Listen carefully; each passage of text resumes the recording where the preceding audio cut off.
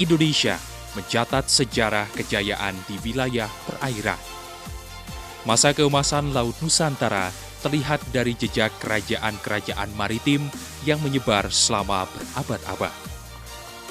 Sebut saja Kerajaan Sriwijaya di Sumatera Selatan yang bermula di abad ke-7 dengan cakupan Sumatera bagian selatan serta wilayah pantai timur Pulau Sumatera, pesisir utara Pulau Jawa, pantai Kalimantan bagian barat, seluruh semenanjung Malaka, hingga ke Kamboja.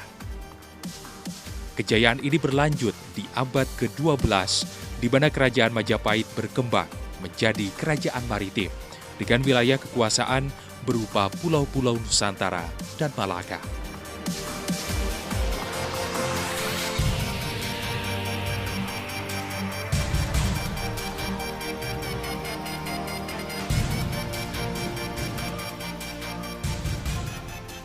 Kejayaan maritim yang mengandalkan wilayah perairan inilah yang ingin diulang kembali di masa sekarang dan masa depan oleh kita dan generasi penerus bangsa. Tahun 2014 yang lalu, Presiden Joko Widodo mengajak seluruh lapisan masyarakat untuk bekerja keras mengembalikan kejayaan Indonesia sebagai negara maritim. Rencana Indonesia menjadi negara poros maritim dunia bisa dicapai dengan memanfaatkan sebaik-baiknya potensi perairan Nusantara yang akan berujung pada kesejahteraan rakyat.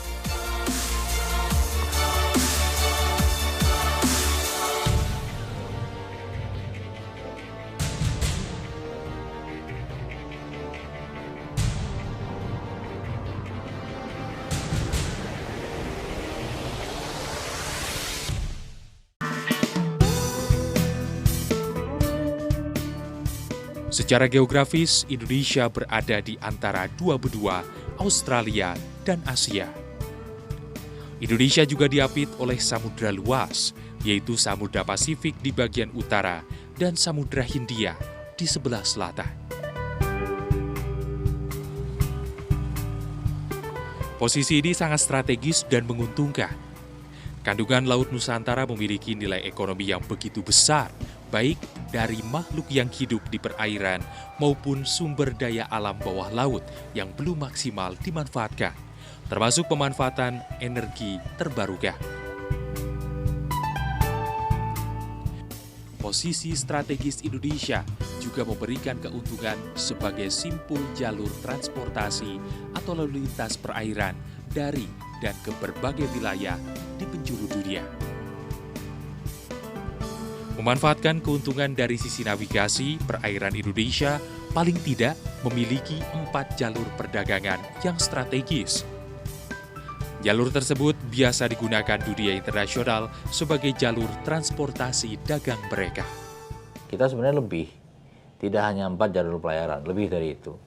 Jadi kita memiliki beberapa choke points atau titik-titik penting navigasi internasional, Selat Malaka, Selat Singapura, Selat Lombok, Selat Sunda, Selat Ombai, Selat Makassar. Jadi ada lebih dari 10 sebenarnya perairan Indonesia yang merupakan jalur perdagangan internasional. Tapi juga banyak perairan kita menjadi jalur perdagangan regional dan jalur perdagangan nasional. Jadi navigasi ini juga memiliki suatu nilai ekonomi yang sangat tinggi.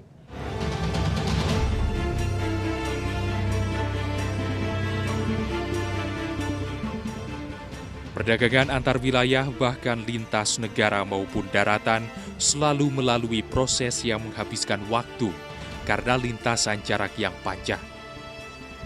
Untuk memangkas waktu dan jarak tersebut, 90% proses distribusi perdagangan dilakukan melalui jalur laut.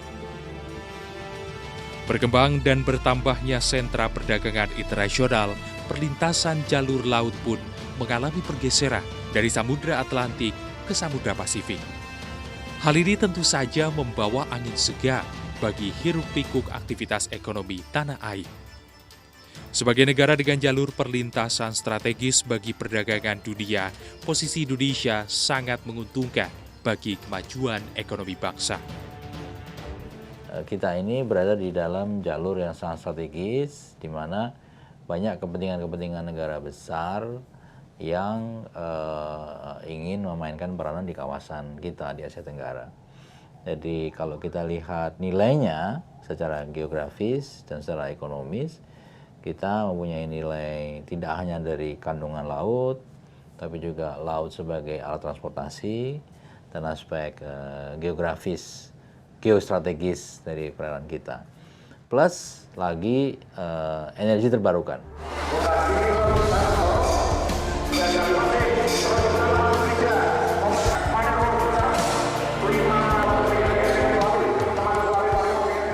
Melihat luasnya wilayah perairan Indonesia, pemerintah terus mengembangkan potensi-potensi dan memanfaatkan kekayaan laut tanah air.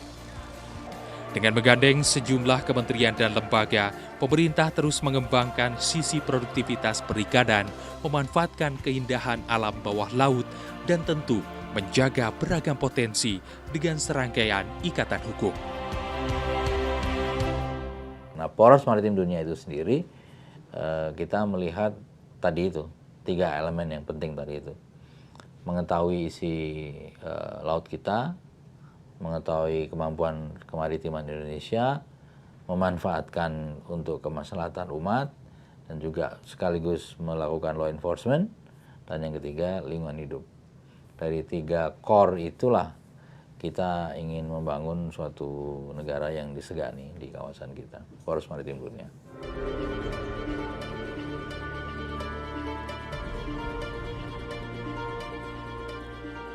Selain memiliki peluang besar sebagai jalur perdagangan dunia, potensi laut Indonesia yang hangat dan luas juga menyimpan pesona keragaman hayati yang luar biasa.